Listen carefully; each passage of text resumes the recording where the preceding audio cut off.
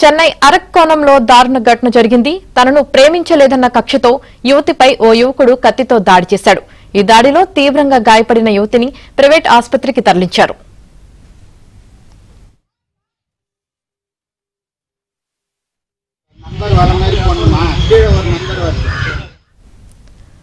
అగరం గ్రామానికి చెందిన కవియారాసు అనే యువకుడు తనను ప్రేమించమని కృతికను 3 ఏళ్లుగా వేధిస్తున్నాడు.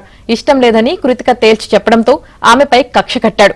కృతిక తండ్రి కళ్ల ముందే ఆమెపై కత్తితో దాడి చేసి పరారయ్యాడు. బాధితురాలి తండ్రి ఇచ్చిన ఫిర్యాదుతో పోలీసులు నిందితుని ఆచూకీ గుర్తించి అతన్ని అరెస్టు చేశారు.